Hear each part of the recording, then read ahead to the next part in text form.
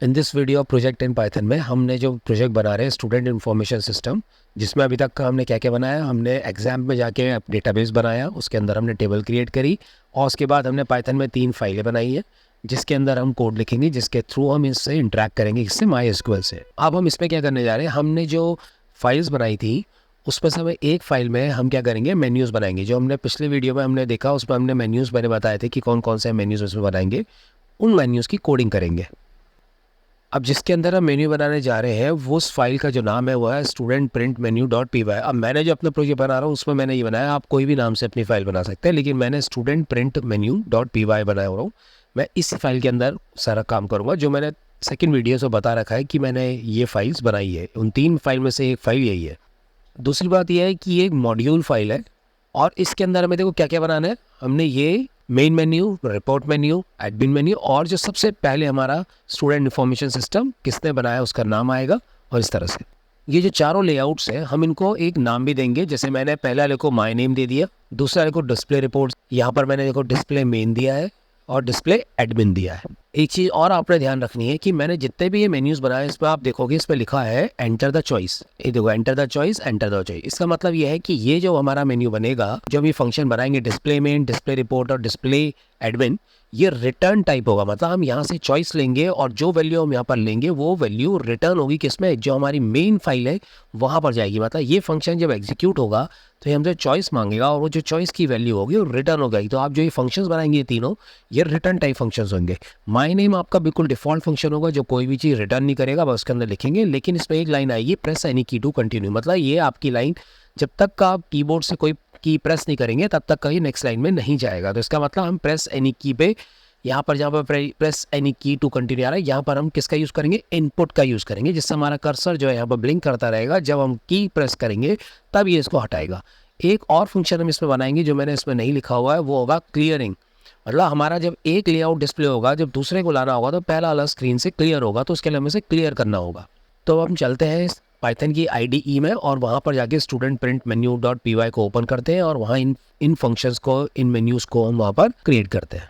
अब देखो हम इस जो हमने ये प्रोजेक्ट के जो लेआउट्स बना रखे हैं ये 4 लेआउट्स है। अब हम इसमें एक एक करके एक बनाएंगे। सबसे पहले हम माय नेम वाला जो है फंक्शन वो क्रिएट करेंगे पाइथन में। तो हमें देखो सबसे पहले क्या बनाना है, हमें माय नेम वाला फंक्शन बनाना है जिसमें student information system prepared by आएगा और प्रेस एनी की टू कंटिन्यू। तो सबसे पहली लाइन हम क्या लिखते हैं, जब हम फंक्शन बनाते हैं पाइथन में तो आप लिखोगे डेफ माय नेम, 2 ब्रैकेट लगाओगे, कोलन लगाओगे। आप इंडेंटेशन के बाद आप प्रिंट की लाइन में, जैसे मैंने कोई स्टार लगाया वो लाइन जो आ रही है उसके लिए, फिर उसके बाद प्रिंट एक और बनाया, डबल कोट्स लगा के स्टूडेंट इन्फॉर्मेशन सिस्टम लिख दिया। फिर एक और प्रिंट बनाया, उसमें प्रिपेयर्ड बाय में योर नेम लिख दोगे। फिर एक प्रिंट के बाद मैंने एक और स्टार की लाइन बनाई और लास्ट लाइन में देखो मैंने क्या लिख दिया, इनपुट प्रेस एनी की टू कंटिन्यू। मतलब ये क्या करेगा, कर्सर को स्टॉप करेगा और वहीं पर रुका रहेगा और जब मैं की प्रेस करूंगा तभी नेक्स्ट उसमें पेज में जाएगा। अब मैंने क्या करा है, मैंने पाइथन की IDE ओपन कर रखी है। मैंने यहाँ पर देखो पाइथन की IDE ओपन कर रखी है और student print menu dot P Y जो हमारी फाइल है उसको मैंने यहाँ पर ओपन कर रखा है। तो सबसे पहले हम इसमें क्या करेंगे, हमारा फंक्शन लिखेंगे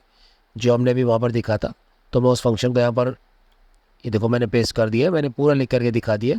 डेफ माय नेम 2 ब्रैकेट लगा के कोलन और पूरा मैंने उस फंक्शन को लिख दिया। जहाँ पर योर नेम है यहाँ पर आप अपना नाम लिख देंगे। तो ये मेरा पहला फंक्शन मेरा तैयार हो गया है।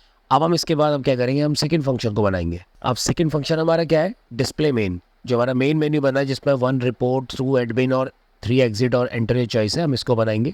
तो सबसे पहली लाइन हमारी क्या बनेगी, def display main 2 brackets colon, उसके बाद CH इक्वल्स टू 0। क्यों मैंने CH बनाया, क्योंकि हम इसमें एंटर चॉइस का क्वेश्चन है तो हमने एक वेरिएबल बनाया CH इंटीजर टाइप का, क्योंकि 1 2 3 हमारे नंबर्स में आ रहे हैं।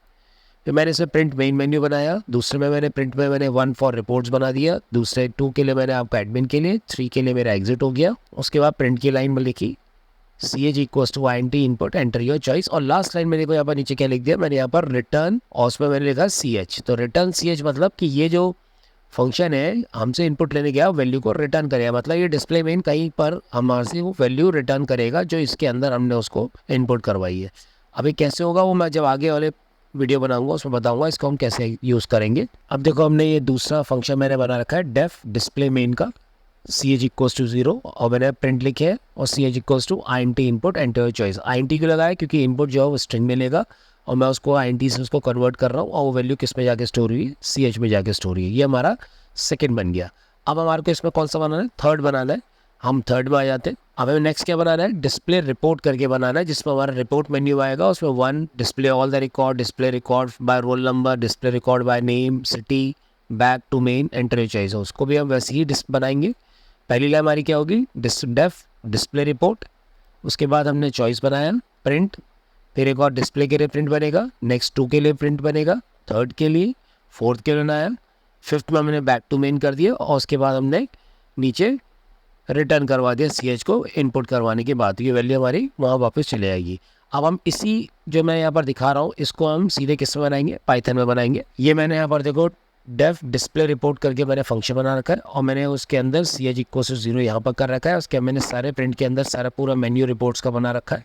उसके बाद CH equal to INT input enter the choice करके मैंने उस पर पूरा सब कुछ दे दिया, और ये इनपुट मुझे पता है क्या करेगा, मुझे वैल्यू देगा जो CS में जाएगी, और ये रिटर्न उस वैल्यू को रिटर्न करेगा। जैसे पहले वाले फंक्शन में कर रहा था वही मैंने सेम इसमें भी यहाँ पर कर रखा है। ये हमारा डिस्प्ले रिपोर्ट का फंक्शन हो गया। लास्ट हमारा क्या बन रहा है, हमने बनाया डिस्प्ले एडमिन। तो एडमिन का क्या काम हो रहा है, ऐड करेगा स्टूडेंट के रिकॉर्ड को, मॉडिफाई करेगा, डिलीट करेगा, और बैक टू मेन होगा, और उसमें वही एंटर द चॉइस आएगी। तो सेम वही चीज़ हो रही है। हमने डेफ डिस्प्ले एडमिन बनाया, हमने उसमें CS दिया, हमने प्रिंट बनाया 1 2 3 4, और उसके बाद नीचे हमने लिख दिया एंटर द चॉइस इनपुट लगा के, और रिटर्न CH कर दिया। तो मतलब आपको एक चीज़ याद रखनी कि जितने भी हमारे रिटर्न टाइप के जितने हमने फंक्शन बनाए उसमें सब कुछ सेम है, सिर्फ अंदर जो आपके स्टेटमेंट्स हैं वो डिफरेंट है, नहीं तो आपका लिखने का जो मेथड है वो बिल्कुल सेम है। इसको देखो हमने पाइथन में ऐसे लिख के दिखा रखा है, डेफ डिस्प्ले एडमिन, और वही चीज़ मैंने CH इक्वल टू 0 करा, मैंने सारे प्रिंट की लाइन लिखी, नीचे CH equal to INT input enter the choice करा, और रिटर्न CH कर दिया। अब हमने 4 के 4 जो हमारे फंक्शन है वो तो बना दिया, लेकिन हमारे को एक और चीज़ बनानी थी, जिसको हमारे को देखना है कि हमारे जब एक मेन्यू आएगा और वो उसके बाद दूसरा आएगा, तो हमें क्या करना है, स्क्रीन को क्लियर करना है। तो क्लियर करने के लिए हमें एक फंक्शन बनाना पड़ेगा। वो फंक्शन क्या है वो भी मैं दिखाता हूँ तुम्हें। ये हमारा फंक्शन है देखो, जिसका नाम है डेफ माई क्लियर कोलन, और उसके अंदर मैंने देखो कुछ लाइन लिखी है। उसके लिए मैंने क्या कर रखा है, आपने ऊपर देखो इम्पोर्ट OS और इम्पोर्ट प्लेटफॉर्म कर रखा है। OS आपका ऑपरेटिंग सिस्टम के लिए है, और प्लेटफॉर्म हमारे लिए क्या कर रहा है, जो हमारे को ये बता रहा है कि हम किस प्लेटफॉर्म में काम कर रहे हैं विंडोज़ में। तो ये क्या करेगा, if bracket platform dot system check करेगा कि वो विंडोज़ है, तो print OS dot system CLS, क्योंकि इसके पास अपनी तो कोई कमांड नहीं है, तो हम सिस्टम से कह रहे हैं जो उसके पास CLS की कमांड है उसको चला करके हमारी जो स्क्रीन है उसे क्लियर कर दे, और क्लियर करने के बाद जो हमारा जो भी हम चीज़ उसके बाद डिस्प्ले कराना चाह रहे हैं वो उसको करें। तो हर बार जब हम एक स्क्रीन से दूसरे स्क्रीन में जाएंगे तो हम वहाँ पर क्या करेंगे, इस माई क्लियर को कॉल करेंगे।